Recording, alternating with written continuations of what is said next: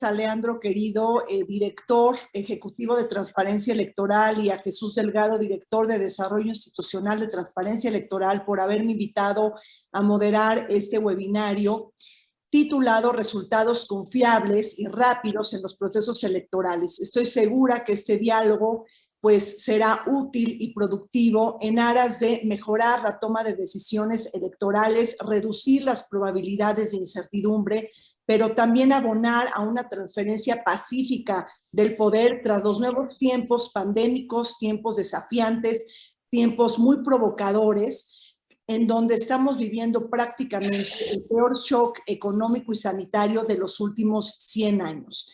En este tenor, pues aprovecho para felicitar a Transparencia Electoral por la organización de este ciclo de webinarios para abordar y analizar y estimular un diálogo sobre el futuro de las elecciones en América Latina y los temas que deben de discutir los órganos electorales a propósito de mejorar los procesos electorales, pero también organizar elecciones inclusivas, transparentes y también seguras. Pues me permito darle la palabra a Leandro Querido, director ejecutivo de Transparencia Electoral, quien nos quiere dirigir unas palabras introductorias.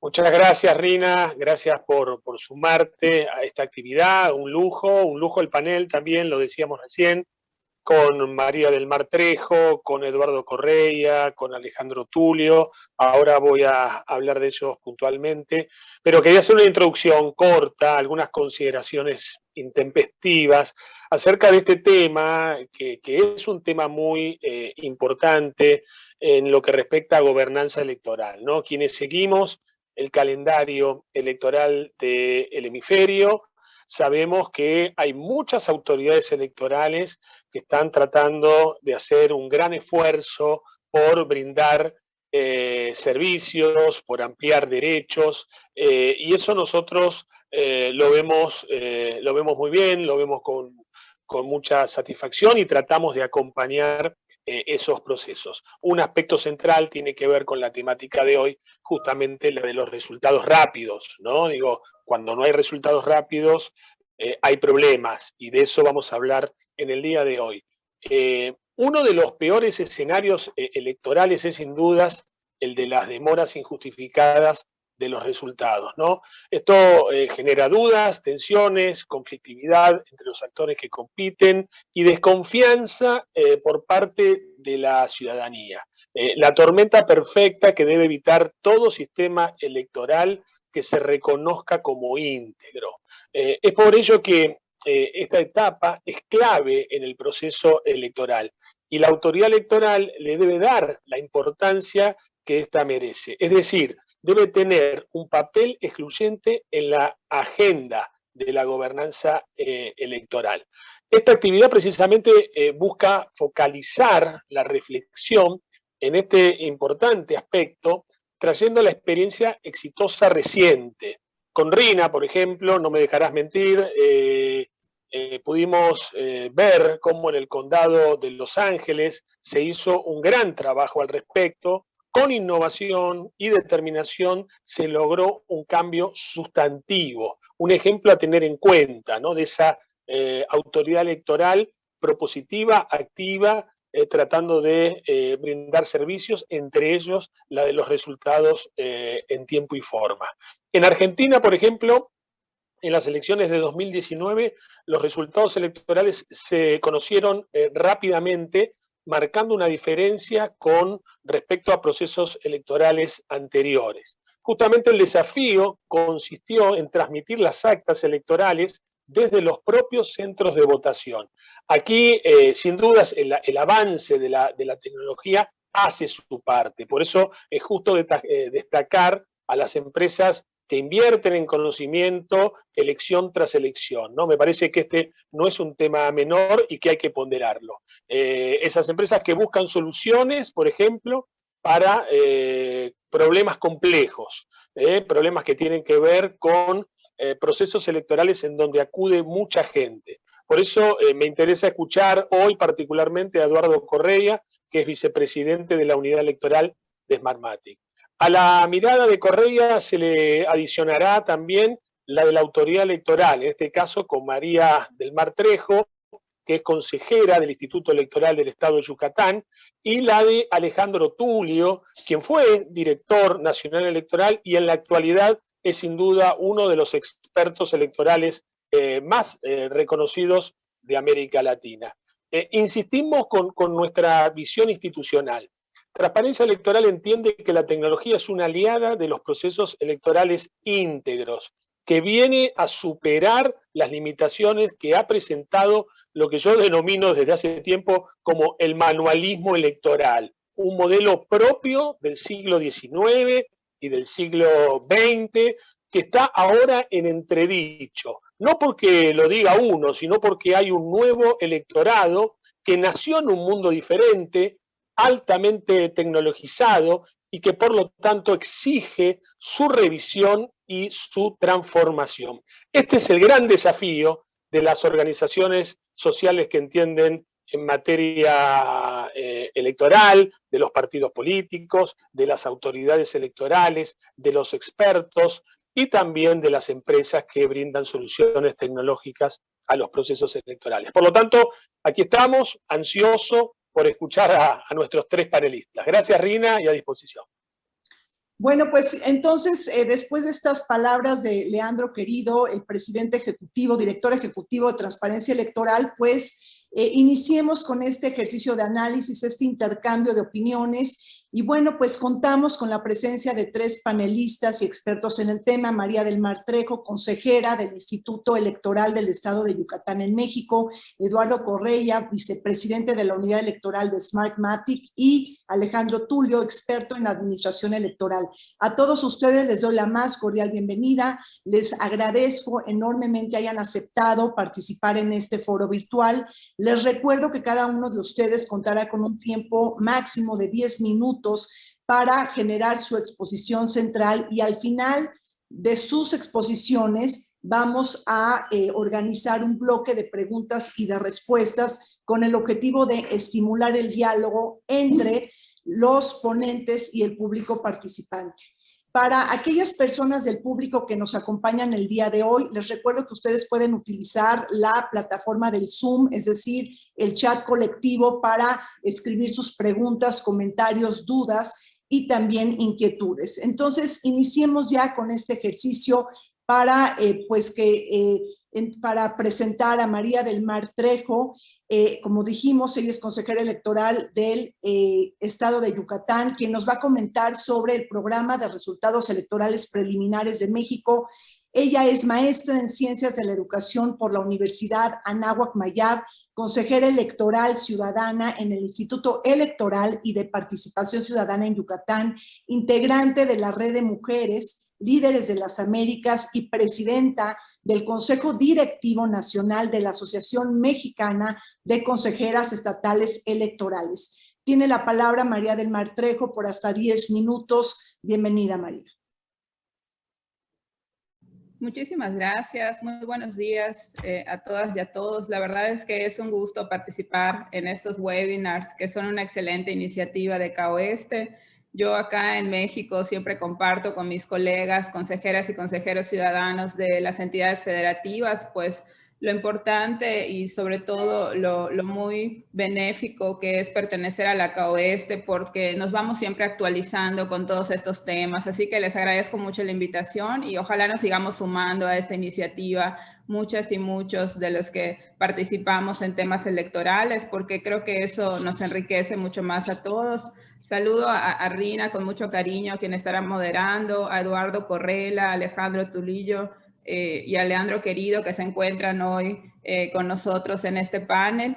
Y pues yo lo que les quisiera compartir, como ustedes saben, en México tenemos un sistema nacional electoral donde tenemos que tener una coordinación, tanto el Instituto Nacional Electoral, que es la máxima autoridad electoral en nuestro país, en la parte federal, como también cada uno de los organismos públicos locales, los OPLES, que estamos en las 32 entidades federativas.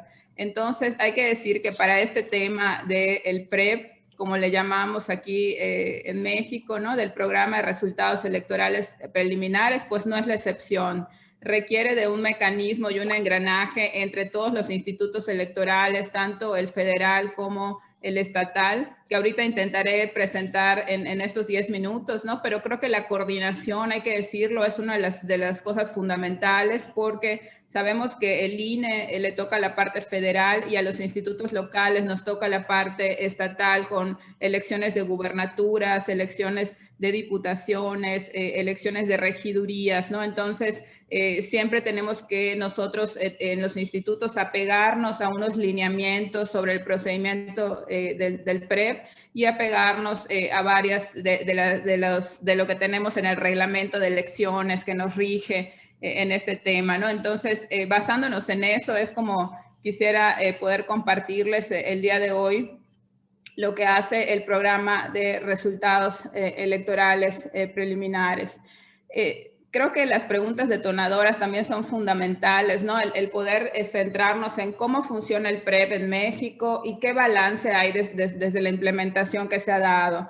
En primer lugar, creo que hay que decir que el PREP realmente ha sido un programa que ha sido fundamental en el desarrollo de los procesos electorales en nuestro país, pero hay que decir que es un mecanismo que no nos da resultados finales, ¿no? Hay que decir que es un mecanismo de información electoral encargado de proveer los resultados preliminares, como lo dice su nombre, no definitivos y de carácter estrictamente informativo. Así nos los dice el artículo 219 de la LEGIPE. Entonces, basándonos en esto, hay que recordar que este programa nació como consecuencia de dotar de certeza a la ciudadanía sobre esa tendencia del voto emitido en las urnas. Recordemos aquella jornada electoral en México de 1988, ¿no? Cuando aquella comisión que existía suspendió el flujo de información de los resultados y eso pasó a la historia, ¿no? A llamarse como la caída del sistema. Por eso el objetivo de este programa de resultados electorales preliminares,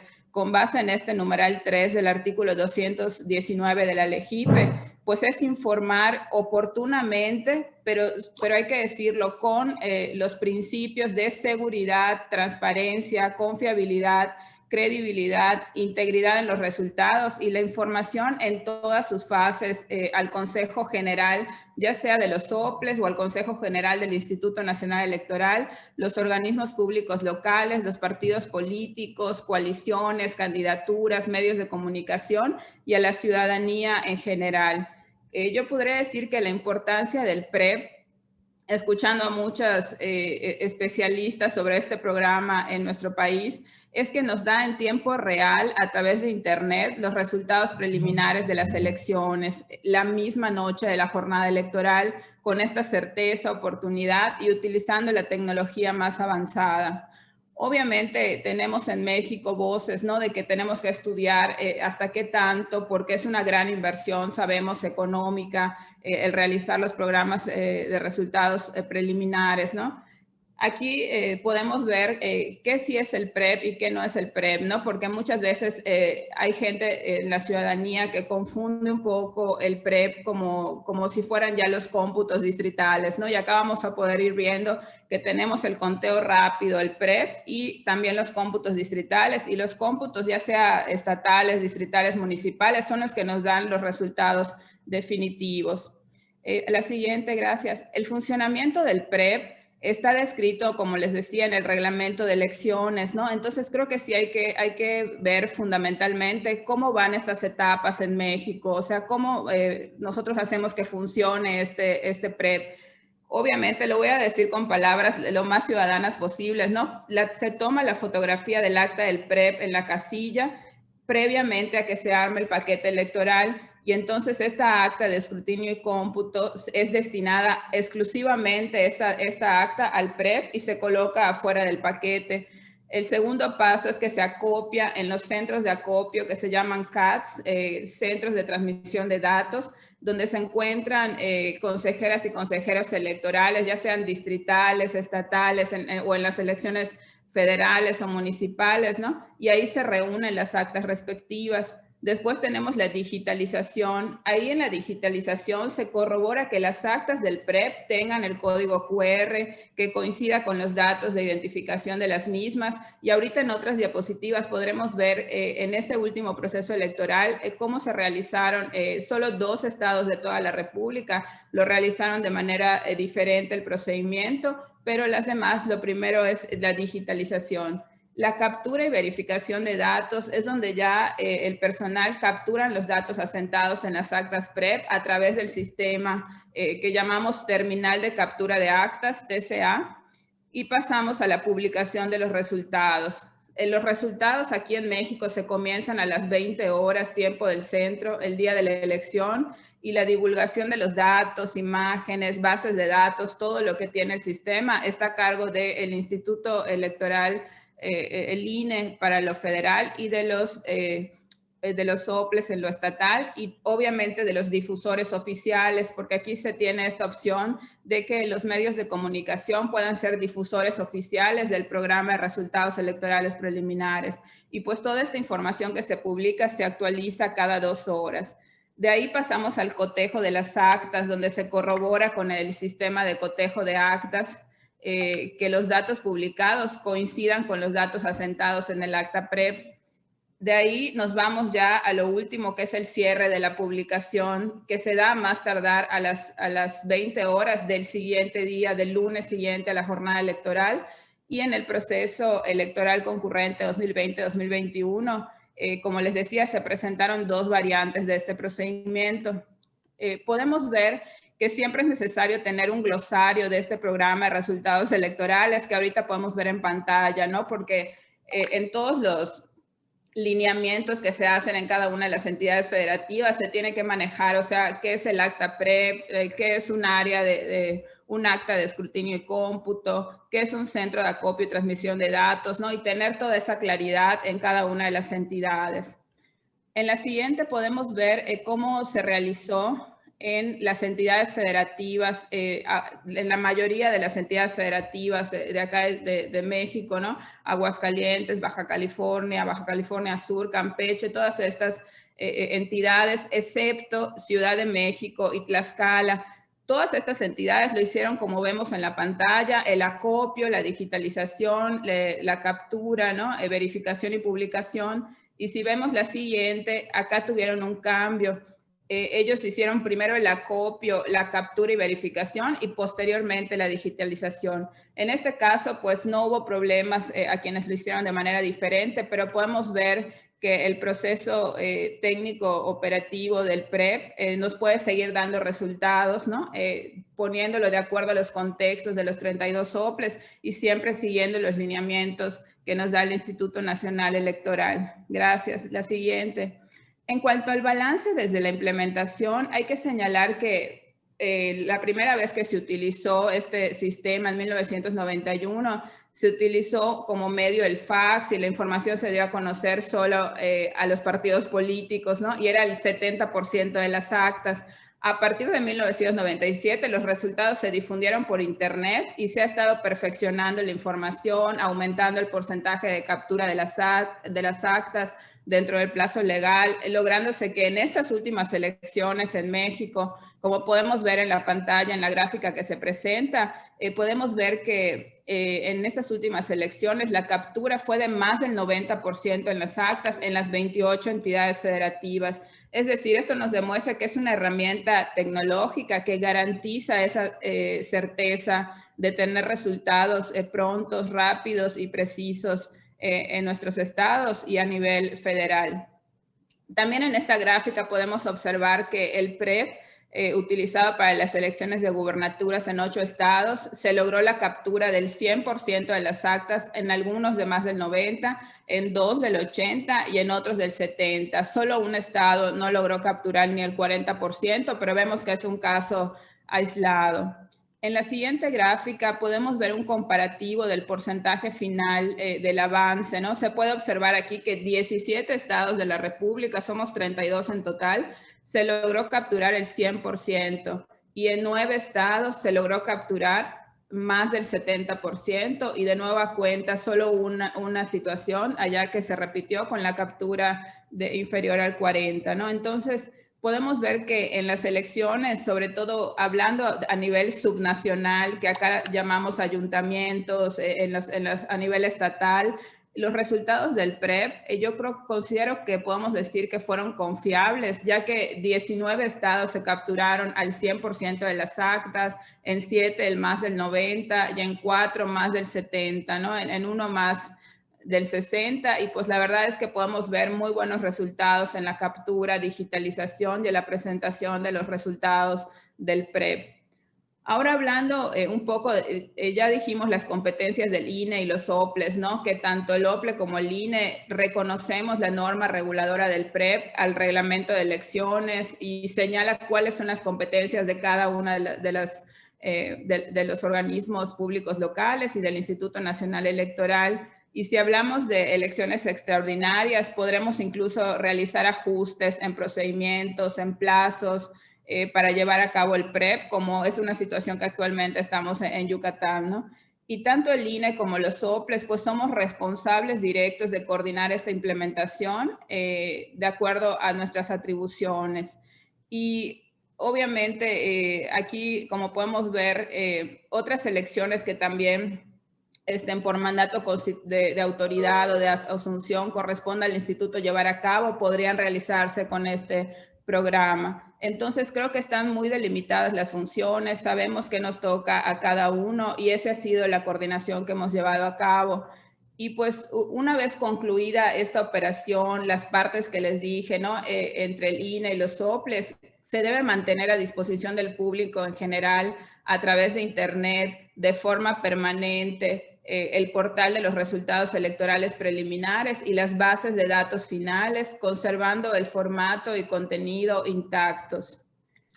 María, te pediría por favor que concluyas. Ya pasaron 12, 13 minutos. Por favor, gracias. Tienes un último minuto para concluir. Y bueno, pues perdón la interrupción, pero bueno, muy interesante lo que estás comentando. Me pasa el tiempo muy rápido. Pero bueno, solo comentar para finalizar que en México tenemos estos 3 sistemas, ¿no? Es decir, que tenemos estas 3 opciones de los resultados que tenemos de manera rápida, confiable, como son el conteo rápido, el PREP del que hoy estamos platicando y el cómputo distrital. Y que esto es de suma importancia porque cada uno tiene su nivel de confiabilidad, cada uno es sumamente importante, pero saber que el cómputo distrital municipal es el que nos lleva a los resultados obviamente definitivos, ¿no? Y eso hay que decírselo a la ciudadanía, hay que dejarlo sobre la mesa siempre para que estemos todos en la misma sintonía, ¿no? Y creo que en México se ha avanzado mucho en estos 3 temas y tenemos sistemas realmente confiables. Gracias.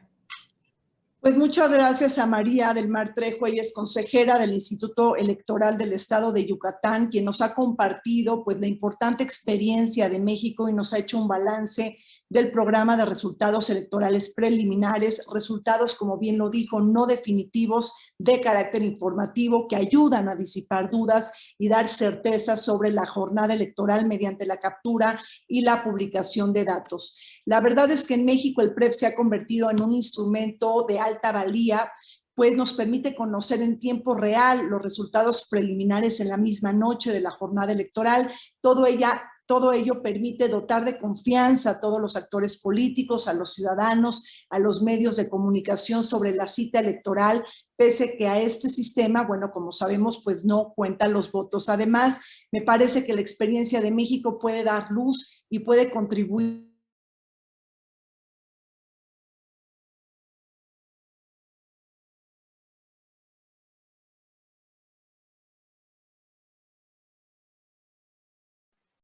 Se congeló a Rina, ¿no? Perdón. A ver, esperemos unos segundos a ver.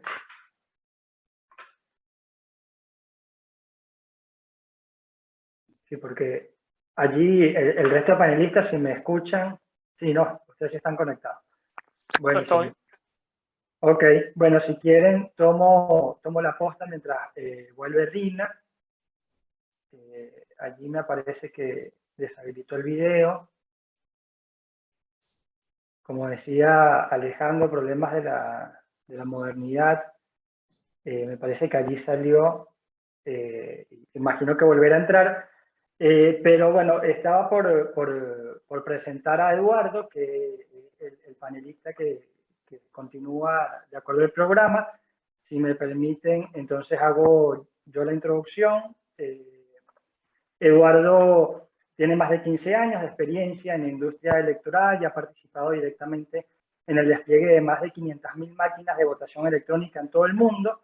Ha sido invitado como conferencista en numerosos foros en Europa y en América sobre las elecciones y tecnología, y es ingeniero informático por la Universidad Simón Bolívar de Venezuela. En este caso, Eduardo nos va a hablar sobre la tecnología para resultados rápidos y confiables, y específicamente sobre cómo incorporar tecnología en aquellos procesos que, como se refería Leandro, prevalece aún el manualismo electoral. Bienvenido, Eduardo.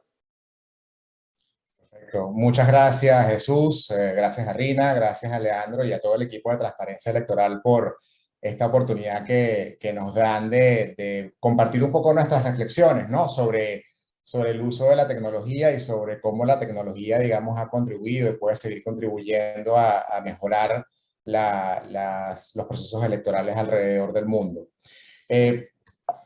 Para tratar de no invertir mucho tiempo y tener atención al tiempo de todos la audiencia, una cosa con la que quería empezar era la reflexión que hemos venido recogiendo desde nuestra perspectiva de proveedor de tecnología, de que es prácticamente imposible hoy conseguir al menos algún organismo electoral que no esté modernizando algún proceso clave de su elección. Es prácticamente una tendencia consolidada y en pleno avance, esta tendencia de seguir incorporando tecnología. Y las razones son muchas, dependen mucho evidentemente del contexto de cada una de los organismos electorales y de los países, pero a veces las hemos podido resumir en la necesidad de eliminar el error humano, incrementar eficiencia en los procesos, incrementar integridad, mitigar coacción, porque en este momento, digamos, la tecnología ayuda, digamos, a relevar de cierta presión emocional al funcionario o al jurado electoral cuando está en la mesa de votación, y también ayuda en el fortalecimiento en hacer que se siga, digamos, la normativa electoral vigente. Es importante destacar, no obstante, que cuando hablamos de tecnología, no estamos hablando de cualquier tipo de tecnología. Es decir, esto no se trata de comprar unas tablets o comprar unos smartphones y desplegarlos por desplegarlos, sino que necesitamos considerar que la tecnología que vamos a emplear en estos procesos tiene que ser una tecnología que haya sido diseñada con el propósito específico de optimizar y salvaguardar el proceso electoral. Una tecnología probada que incorpore experiencia y buenas prácticas en gestión electoral. Cuando vemos los procesos clave de la jornada electoral, que van desde inclusive desde la instalación de la mesa, la inscripción de los miembros de mesa o los jurados electorales, la apertura, la autenticación de los electores, votación, escrutinio y el acopio y consolidación de resultados, un patrón que hemos visto con bastante consistencia es que los organismos electorales suelen iniciar sus estrategias de modernización electoral en estos últimos eslabones de la cadena, en los eslabones de acopio y procesamiento o consolidación de resultados electorales. Se entiende que la rapidez de los resultados electorales es crucial en esta época en la que estamos acostumbrados a acceder a la información de manera instantánea. A pesar de que en muchos de estos casos, como decía María del Mar, esta información es solamente de carácter informativo y carece, digamos, de un respaldo jurídico, no es menos cierto que su impacto en la percepción de integridad y de transparencia del proceso electoral es muy alto. Y esto sucede no solamente por lo que acabo de mencionar, de que existe esta expectativa en la sociedad moderna de que la información tiene que estar disponible de manera inmediata, sino también porque cualquier vacío informativo que exista desde el momento en el que se cierra la mesa, la jornada electoral y se inicia el escrutinio, hasta el momento en el que se empiezan a publicar resultados, cualquier vacío informativo que exista en ese espacio créanme que va a ser ocupado por el rumor o la teoría de conspiración que esté de moda en ese momento, muchas veces en detrimento de la percepción de la jornada electoral. Entonces, aquí el uso de la tecnología se convierte en una herramienta que nos permite saltarle adelante al rumor con información oportuna y precisa. Cuando hablamos de información precisa, hay dos propiedades que es importante garantizar que se cumplan para poder decir que tenemos en nuestras manos información precisa. La primera tiene que ver con integridad, que es la garantía de que la información, digamos, llega a su destino sin ningún tipo de alteración o manipulación. Y el otro tiene que ver con exactitud, también entendido como la garantía de que la información refleja lo que efectivamente sucedió en la jornada electoral. Tomando un poquito en más detalle el tema de integridad, una cosa que hemos visto es que la preocupación que tienen muchos organismos electorales de garantizar la confidencialidad y la integridad de la información desde que sale del centro de votación hasta que llega al centro de procesamiento es tan alta que en muchas veces, en muchas circunstancias, es ese el catalizador que lleva a un organismo electoral a explorar el uso de tecnología en el procesamiento y acopio y consolidación de resultados electorales. Cuando hablamos también de integridad, me contenta mucho poder compartir con ustedes que hoy por hoy tenemos ya a nuestra disposición mecanismos de cifrado, mecanismos de firmas digitales, o sea, mecanismos de protección digital altamente confiables. Si seguimos las recomendaciones de organismos internacionales, como por ejemplo el Instituto Nacional de Estándares y Tecnología de Estados Unidos, el NIST, por sus siglas en inglés, ya al hacerlo estamos proveyendo una garantía muy importante de la confidencialidad y la integridad de la información que estamos manejando. No obstante, quiero aprovechar que estamos hablando del tema de seguridad porque quería compartir con ustedes y con la audiencia en general un principio de diseño seguro que nosotros hemos venido aplicando de manera consistente en Smartmatic a lo largo de los últimos años y que yo comparto porque siento que es sumamente importante que pueda ser aceptado y embebido por la mayoría de las soluciones que se despliegan actualmente en diferentes procesos electorales. Se trata del principio de defensa en profundidad. Este es un principio que yo lo considero bastante pragmático y bastante aplicable a la realidad electoral, porque es un principio que reconoce que no existe una única forma de proteger un sistema o proteger una información. Reconoce también que el ambiente o el escenario de amenazas que se cierne sobre una plataforma tecnológica está en constante evolución. O sea, no es un escenario estático, no es un escenario en el que uno pueda anticipar 100% lo que puede suceder, sino que siempre está en movimiento. Y en función de esa realización, en función de ese reconocimiento, este principio plantea como estrategia la creación de no una, sino múltiples capas o barreras de protección alrededor del sistema, que además son independientes. ¿A qué nos referimos con que estas capas sean independientes? Que sean capas que, bien sea por el protocolo de seguridad que implementan o por las credenciales que utilicen, sean únicas y diferentes de las que existen en las otras capas que protegen también al sistema.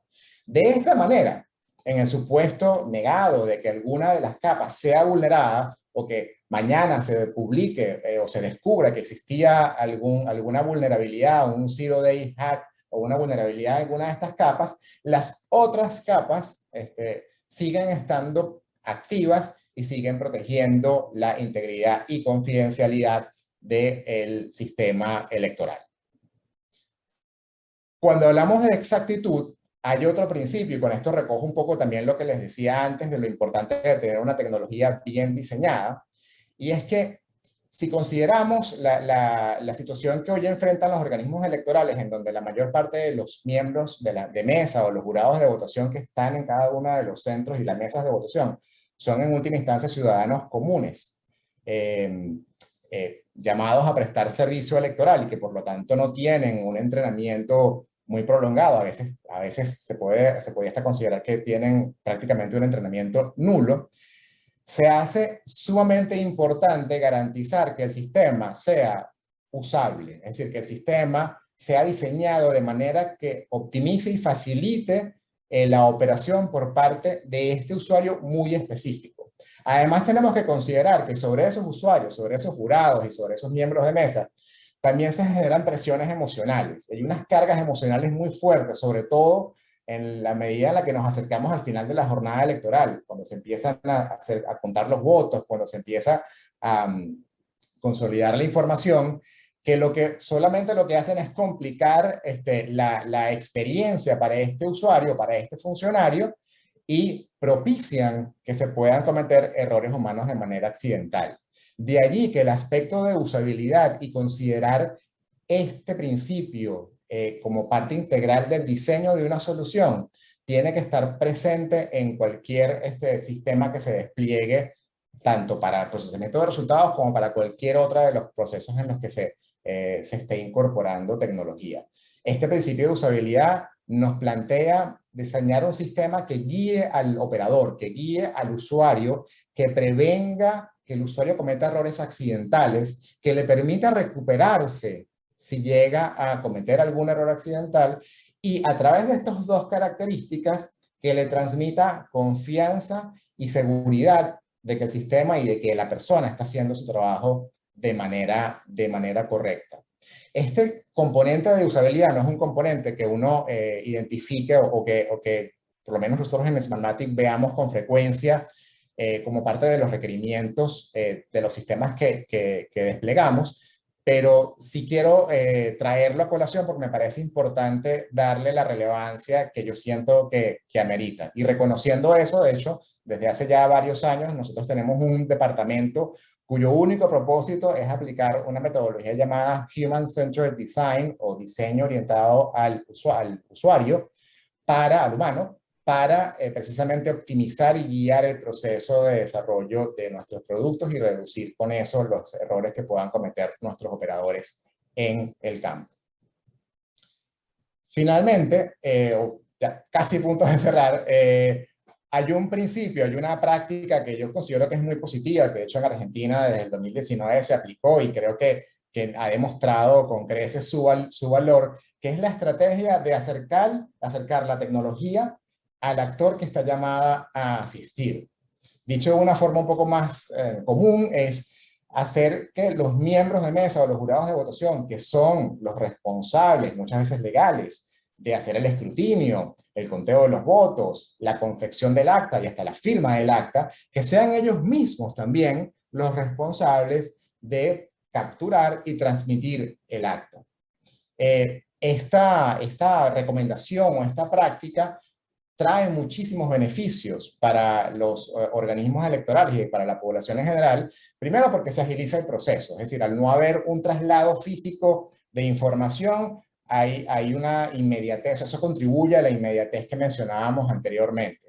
Se reducen los vectores de ataque, manipulación o errores, porque bueno, este espacio de transferencia o de traslado de información genera a veces puntos ciegos, genera una ventana de oportunidad para que se puedan producir algún tipo de vulneración sobre la integridad de esa información. Se mitiga además el sesgo geográfico. A veces cuando vemos resultados cargados pues de manera rápida, que tienen que ser trasladados físicamente, normalmente podemos ver que los resultados a veces pueden sobre-representar zonas urbanas y subrepresentar zonas rurales, y eso nos puede dar quizás una percepción errónea de lo que va a ser de verdad el resultado final de la elección. Es lo que en Estados Unidos, por otras razones, se llegó a llamar el espejismo que podían ver los electores y que efectivamente se dio y generó otros problemas de los que podemos hablar más adelante. Y finalmente también al acercar la tecnología al funcionario, estamos también ayudando a consolidar la responsabilidad, a darle más accountability, más poder y la capacidad de que él sea de verdad el responsable de hacer llegar la información que él mismo o que ella misma confeccionaron. En el caso de Argentina, esta práctica reportó resultados muy positivos. Desde el 2019 ya no hay un traslado físico, se hace la captura, como decía Leandro, de la información directamente en el centro. Eso eliminó los puntos ciegos, eso propició una carga y visualización de resultados mucho más homogénea y representativa del resultado electoral, y provincias como Jujuy, Salta o Tierra de Fuego, que típicamente por razones geográficas podían tener dificultades en cargar información de manera rápida, ya con este sistema desplegado directamente en las mesas, lograron batir sus propios récords y llegar a altísimos niveles, altísimos porcentajes de publicación de resultados muy temprano en la noche de la elección. Finalmente, quiero dejarles Te pido, por favor, que concluyas.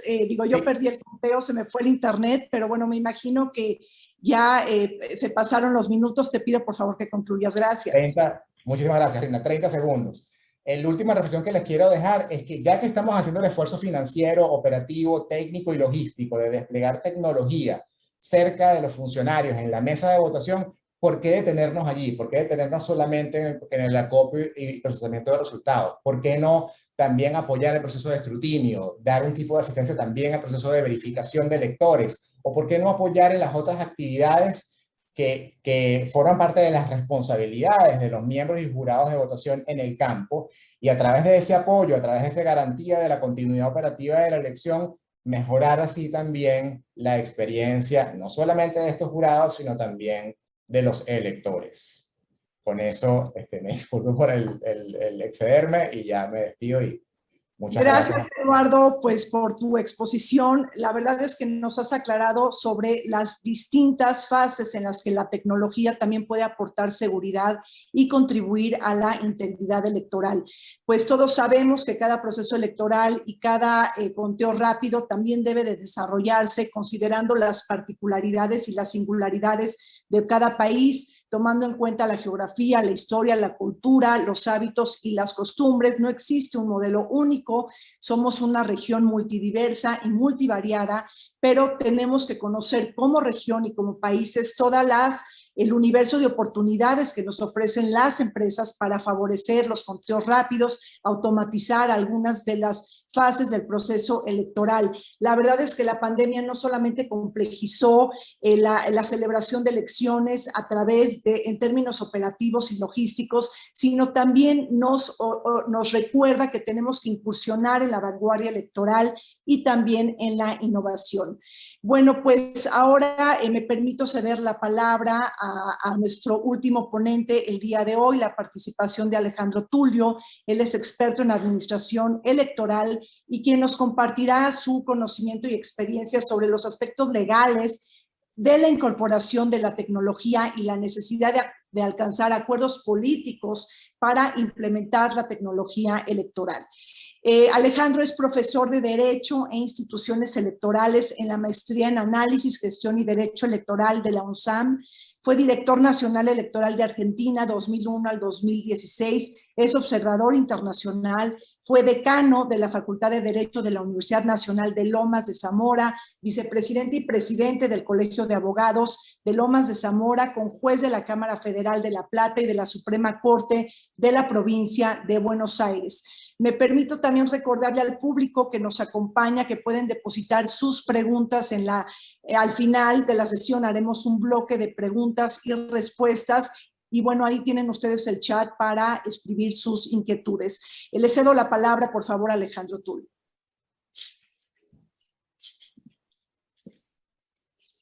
Bueno, muchas gracias. Un saludo a todas y a todos. Un gusto estar aquí y poder dar 3 o 4 pinceladas de concepto que simplemente buscan sintetizar lo escuchado hasta ahora y luego hablar de los supuestos, los requisitos políticos para llegar a acuerdos de transformación y reforma política. Fue mi experiencia, precisamente, fue llevar adelante la reforma política en Argentina en el año 2009, la más omnicomprensiva, y luego negociarla también en el Congreso de la Nación. Pero antes, yo quiero rescatar cosas que se han dicho esta mañana y que son muy importantes. De síntesis.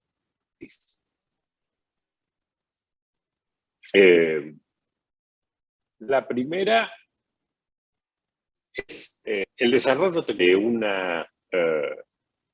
de una convicción en el electorado y en la sociedad civil, de involucramiento, no solamente en la elección, como competencia entre partidos, sino como gran acto cívico de organización, impone a las autoridades electorales un mandato de apertura, un mandato de autoexamen permanente y un mandato de renovación. Yo que empecé a trabajar formalmente en estos términos, oficialmente en estos temas, como autoridad electoral a principios del siglo XXI, no teníamos ese mandato, no teníamos esa presión social, ni de la ciudadanía, ni de los partidos políticos, ni de la sociedad civil. Y creo que no teníamos entonces la presión por examinarnos con cierto rigor. Decíamos, bueno, hasta que no haya un problema, no hay nada que cambiar. Lo que funciona no se cambia. Y en realidad eso era una manera de invitar a que los problemas ocurran. Por suerte, vivimos en otro momento donde hay un escrutinio más fuerte sobre los procesos electorales. Estimo y espero que sea convicción de la importancia del producto de los procesos electorales y de la necesidad de la sociedad de apropiarse de ese producto. Entonces ahora, a la integridad que debe rodear a todo el proceso electoral, se le suman también componentes subjetivos como garantías, y las garantías no deben ser solamente a las fuerzas políticas contendientes. La garantía principal es a la ciudadanía. Y en representación de esa ciudadanía, no solo, aunque los códigos lo digan y aunque la judicatura tienda a reproducir ese esquema, no solo los partidos políticos son los que tienen voz previa, concomitante y posterior al acto electoral, sino también las entidades, las organizaciones de la sociedad civil, las organizaciones no gubernamentales, que con ciertas capacidades de estudio más desarrolladas que la sociedad en general o que los partidos políticos pueden hacer un aporte cualitativo, pero también un reclamo respecto de esto. Entonces, ¿hemos evolucionado? Sí. ¿Necesitamos cambiar? Sí. ¿Hemos cambiado? Bueno, todavía no. Necesitamos integrar. Integridad, valga la cacofonía, celeridad y medidas de garantía. Garantías para todos, no solamente para los involucrados. No es una cosa que se arregle entre la política. Celeridad, hace 15 años o 20 años, cuando me preguntaban sobre celeridad y certeza, yo hubiera dicho no. Certeza está por encima de celeridad. Pero ahora, el cambio y la accesibilidad a tecnologías de la información y la comunicación ha sido tan profundo que casi son sinónimos, celeridad y certeza. Es importante que no existan vacíos informativos, porque ahora todos sabemos que en el silencio también ocurren cosas. Durante el silencio institucional están ocurriendo cosas. Normalmente, ¿qué ocurre? Bueno, normalmente se está capturando los datos, se están transmitiendo los datos en forma encriptada, se están recibiendo y se están procesando. Si esto es así, y es así en la mayoría de los casos, hay que mostrarlo. Antes había un waiver, había un perdón de esa exigencia que los órganos electorales nos tomábamos entonces el tiempo para consolidar resultados, ver cómo iban saliendo y luego difundirlos. Ya no existe más ese waiver, tenemos una deuda con la sociedad que es informar a partir de que tenemos información. En ningún lugar, de ninguna constitución, ni de ninguna ley, dicen que los órganos electorales tienen un privilegio respecto de los ciudadanos en acceder a la información en tiempo real. Por lo tanto, lo mejor es acceder a la información en tiempo real. Transparencia es transmitir resultados del minuto 1, o por lo menos decir lo que está ocurriendo. Y para eso, la adopción de tecnologías de captura de los datos en origen, transmisión segura, procesamiento efectivo y difusión clara es fundamental. Y eso es, por ejemplo, lo que ha ocurrido. A mí me tocó protagonizar el tema de haber tenido que retener información por motivos que exceden esta charla en la elección de 2015. Por eso fui el más interesado desde 2016 y 2017 en que en el correo, entre donde yo estaba, se implementara la tecnología que se implementó y para lo cual se contrató a la empresa Smartmatic para hacer la transmisión desde el origen en el 60% de los locales de votación hasta el correo y luego su procesamiento y difusión. práctica que por suerte ha prevalecido, llegó para quedarse y que está empezando a ocurrir en todos lados. Es importante para ello haber contado con más o menos consenso por parte de las fuerzas políticas. Y es importante entonces transitar el camino de los acuerdos políticos para las reformas electorales. ¿Y cómo se transita ese camino? Bueno, yo creo que hay algunos principios. Primero, que cualquier cambio no reduzca, sino que fortalezca las capacidades de auditoría sobre los procesos de que se trate. Segundo, que esas capacidades de auditoría no deben estar limitadas a los partidos políticos, sino que tienen que estar integradas a la sociedad civil especializada, digamos, y también debe haber, más allá del interés que despierte, acceso público a la información. El periodismo, con información correcta, concreta, simple, accesible, debe tener acceso a lo que está ocurriendo en el proceso electoral, que comienza meses de cada elección.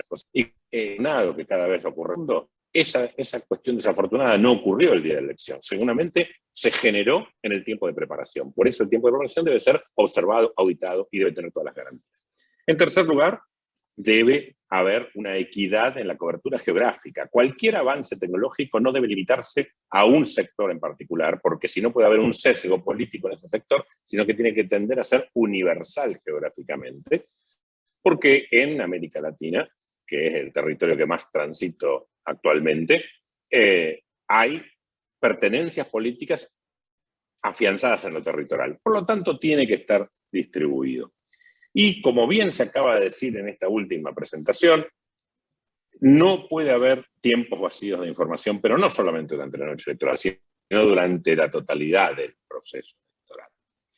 Creo que esas reformas, esos acuerdos parlamentarios, pero también acuerdos donde, esos acuerdos parlamentarios, que es donde se plasman las leyes que fijan las reglas de juego electoral, no solamente deben ser amplios partidariamente, transversales partidariamente, sino también que deben integrar a todos los actores, aún los no parlamentarios, las fuerzas políticas extraparlamentarias, pero también, como dije antes, a la sociedad civil, escuchándolos en las comisiones especializadas, y también a las empresas, porque la incorporación de tecnología al proceso electoral no puede ser estática, tiene que ser dinámica. No se puede adoptar tecnología que rápidamente se convierte en vulnerable o en obsoleta. Y ese dinamismo lo aporta el sector privado. Hay una convergencia del sector privado y del sector público en la organización de elecciones que debe ser transparente. Y para que sea transparente, tiene que estar regulada. Regulada no significa encorsetada, pero regulada significa obligación de publicidad, obligación de que los medios sean tan transparentes como los fines que se persiguen. Finalmente, esos acuerdos amplios para las reformas políticas que deben primar en todas las geografías y en cada uno de los estados, deben tratar de desterrar prácticas que se han ido, pero que hay en algunas noticias electorales. La tecnología es saber tener datos. Y los recuentos provisionales, TREP, PREP, o como se quieran llamar, tienen que basarse en resultados que estén en algún sustrato documental. Acta, telegrama, pero conformado por la mesa electoral. No puede haber no debe haber estimaciones, por lo menos en la difusión de resultados, que aunque se aclare en una nota legal que no son oficiales ni definitivos, crean un estado de opinión.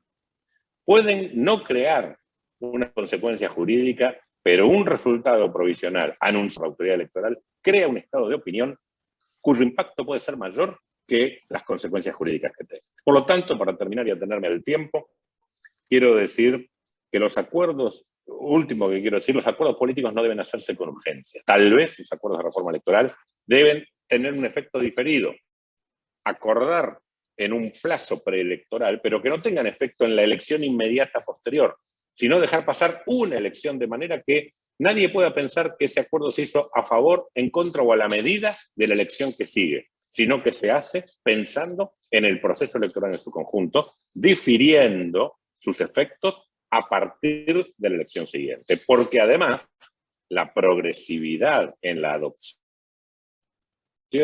de cambios tecnológicos es uno de los secretos más importantes.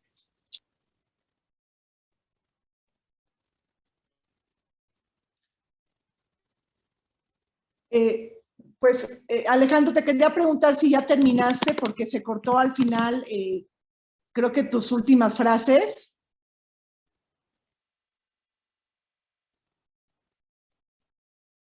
Bueno, pues creo que estamos teniendo problemas de conectividad con Alejandro. Quisiera yo agradecer mucho a Alejandro Tulio por su... Gracias. Sí, adelante, Alejandro.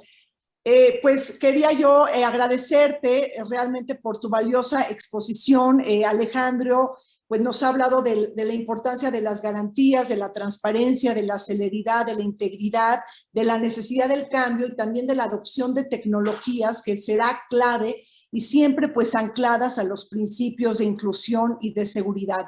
Gracias, Alejandro. Pues ahora me permito pasar adelante con nuestra ronda de preguntas y respuestas. El público, tenemos ya aquí por el momento 2 preguntas. Y bueno, pues iniciamos con en este bloque.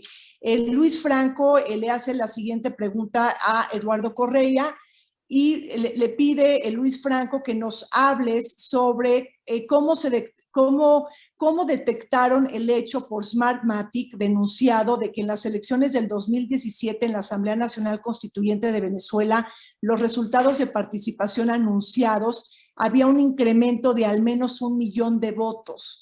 Esta pregunta es para Eduardo Correa. Gracias, Rina. Luis, sí, a ver, la plataforma electoral que ha desarrollado Smartmatic en diferentes países del mundo, uno de los principios fundamentales que tiene precisamente es la transparencia, es poderle dar visibilidad a todos los actores que participan en el acto electoral sobre cómo están los resultados y que esos resultados efectivamente reflejan la voluntad expresada por los ciudadanos en las urnas. Una cosa que sucedió particular en esa elección es que no hubo la típica balance del peso y el contrapeso tradicional que tú tienes y que había existido, digamos, en elecciones en Venezuela, en muchas elecciones anteriores en el país, ¿no? Y lo que sucedió fue precisamente que esa plataforma, la misma plataforma, a pesar de que no tenías la presencia, digamos, de actores políticos de la oposición en esa elección monitoreando la plataforma, pues se había operadores en esa plataforma y esos operadores pues permitían corroborar que la información que se estaba haciendo pública no coincidía con la información que estaba reportando el sistema. Es decir, el sistema tenía un reporte con una información X y digamos, en este contexto la autoridad electoral resolvió divulgar una información diferente, una información Y, por decirlo de alguna forma. Gracias, Eduardo. Ahora Leandro, querido director ejecutivo de Transparencia Electoral, pues alzó la mano. Leandro, adelante. Perfecto, perfecto. Gracias, Rina. Era una pregunta para Eduardo. Realmente interesante todo lo que escuché, ¿no? Sobre el PREP, sobre la importancia del acceso a la información que planteaba Tulio. Pero Eduardo dijo que habría que explorar, ¿no? La incorporación de tecnología, ya no solo en la etapa de transmisión, de totalización de resultados, sino en otras etapas, ¿no? Y yo creo que por la experiencia que uno tiene recorriendo el continente, lo que advierto es un déficit muy marcado en el control partidario, ¿no? Cada vez a los partidos políticos les cuesta más poner un personero, un fiscal, un vigilante en cada una de las mesas de las juntas receptoras de votos, y esto es un problema porque al no tenerlos le da espacio a todo lo que tiene que ver con la narrativa del fraude, etcétera, etcétera. ¿Qué puede hacer la tecnología para ayudar a los partidos políticos a realizar ese control tan importante? Y ponemos nuestra organización a disposición del área que conduce Eduardo para colaborar, explorar en algún tipo de herramienta que contribuya a resolver esto, ¿no? Sí, gracias, Leandro, por la pregunta. De hecho, hace unos años me llegué a la conclusión o a una especie de epifanía interna de que de alguna manera la tecnología era probablemente la mejor herramienta de defensa del partido menos representado en una elección, porque efectivamente la tecnología, y como decía al principio, mitiga la coacción y de manera que la presión que se pueda estar ejerciendo sobre funcionarios en el campo que tienen a veces labores muy importantes, entre ellas, bueno, evidentemente, pues contar los votos, determinar y confeccionar las actas, en un proceso 100% manual es más difícil de controlar y más difícil de hacerle seguimiento. La tecnología, yo creo que tiene varios mecanismos que genera varias oportunidades para que partidos políticos digamos, quizás una menor capacidad de movilización y representación igual tengan acceso a la información. Evidentemente, empezaría, diría yo, por el conocimiento de la tecnología que se está desplegando, por entender cuáles son esas garantías, lo que yo llamo la traza digital que genera el sistema y que protege el sistema con firmas digitales, con cifrado, y cómo esa traza digital hace más robusta la traza de papel. Es decir, que lo que se produce, lo que se puede tangiblemente tocar durante la jornada electoral, una boleta, un cuaderno de votación, tenga un contraparte digital que nos permite incorporar mecanismos probados de protección de información y de protección de integridad de información que le permita entonces a un partido político en cualquier parte del país poder hacer ese análisis forense, hacer ese análisis inclusive, no solamente forense, sino también puede ser una revisión, llamo yo, en tiempo real de lo que está sucediendo, porque la reflexión final que hacía de aprovechar esa tecnología, no solamente para el acopio y transmisión de resultados, sino también para reportar los eventos, incidentes que suceden en la jornada electoral, es información que se transmite, que se acciona a nivel del organismo electoral para poder intervenir, para poder apoyar en el caso de que exista algún tipo de interrupción. Y esta es una información a la que pueden también tener acceso, digamos, todos los partidos políticos. Entonces, no es solamente lo que se puede hacer a través de un análisis posterior de la información, cuando se empieza a hacer el acopio, sea por transmisión o sea por mecanismos, digamos, digamos, manuales de traslado, sino también esa ventana que permite en muchos sistemas de ver qué es lo que está pasando en todo el país durante la jornada electoral, a nivel de reporte de incidentes, de reporte de eventos esperados, o sea, cuando se abrió la elección, si ya la mesa está instalada, cuántos electores han votado. Hay muchos países en donde se plantea que los sistemas puedan reportar de manera periódica, cada cierta cantidad de horas, cuál es la participación. Y eso también le permite a los organismos electorales compartir la información e incentivar al elector a votar en el caso de que las estadísticas no estén,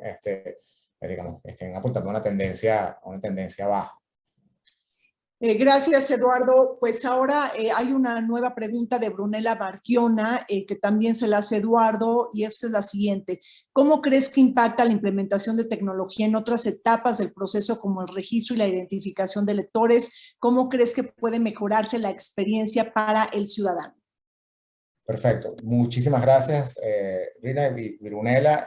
Definitivamente, a ver, en la parte de registro y identificación de electores, tecnología puede apoyar en evitar suplantación de identidad, en garantizar que un elector vote una sola vez y que no haya, digamos, y que no haya, llamémoslo, electores repetidos o con instrumentos de identidad repetidos. La incorporación de tecnología en ese proceso de verificación de electores, sobre todo, por ejemplo, si se puede usar biometría, algún tipo de información biométrica, permite incrementar esa garantía para evitar suplantación de electores y voto múltiple, ¿no? Que son a veces preocupaciones que tienen muchos organismos electorales. Luego, aparte de eso, el hecho de contar con una plataforma desplegada en el campo donde un funcionario de mesa pueda, por ejemplo, consultar algún caso específico que represente un elector, algo, lo que llamamos un caso de borde, algún ciudadano que representa algún caso específico, especial,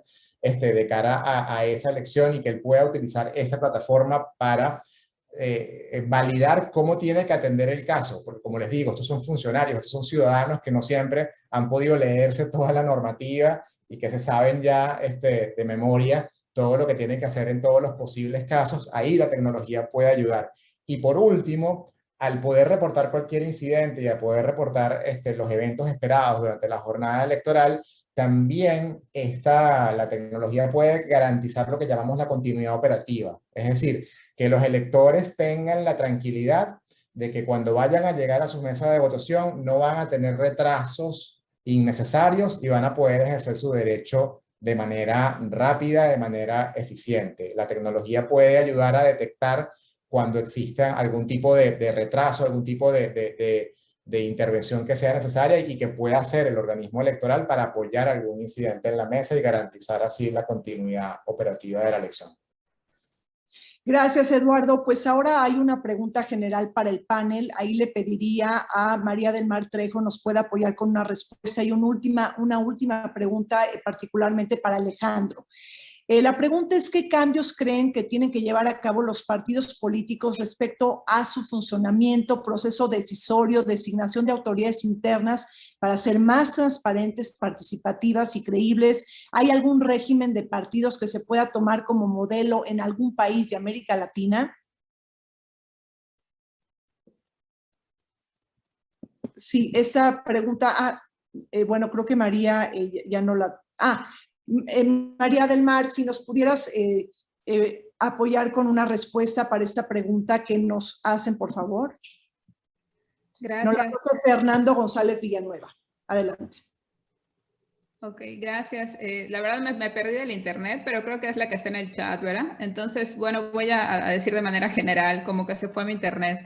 Bueno, yo quisiera sí comentar, aprovechando el espacio, que esto que se comentaba también sobre el tema de la tecnología, ¿no? En los procesos electorales y en todo lo que tiene que ver con sistemas electorales. Ahorita estamos hablando de resultados, pero creo que la tecnología ha facilitado las operaciones de cualquier actividad en los institutos electorales, ¿no? Yo puedo mencionar que tenemos sistemas que le permiten a la ciudadanía, por ejemplo, tener las actas de los consejos municipales y distritales de toda nuestra entidad, de qué están sesionando, cuáles son los temas. Entonces, eso creo que abona mucho a la transparencia y hay que decirlo también para que se conozca, ¿no? Hasta dónde están llegando el tema de las tecnologías. También poner sobre la mesa, creo que sería para otro panel completamente, pero el tema de los pactos cívicos digitales que se están dando en Chile, en República Dominicana, en Argentina y ahorita en México, en Yucatán, también hicimos este pacto cívico digital que permite que la ciudadanía pueda estar en contacto directo, ¿no? Y pasando a la pregunta en específico, creo que en este caso, en México, las autoridades electorales, pues no tenemos en nuestra legislación, ¿no?, el respetar completamente los procesos internos de los partidos políticos y eso nunca lo debemos perder de vista, ¿no? Los procesos internos de los partidos políticos corresponden a cada uno de ellos, sin embargo, podemos regularlos desde los institutos electorales y desde el Instituto Nacional Electoral, ¿no? Por ejemplo, los soples emitimos reglamentación en este proceso electoral para el tema de violencia política contra las mujeres, que tenían ellos que tener una instancia interna donde pudieran las mujeres poner sus casos, ¿no?, sobre la mesa. Entonces, creo que sí se puede hacer una regulación. Y creo que hay un régimen de partidos que se puede tomar como modelo.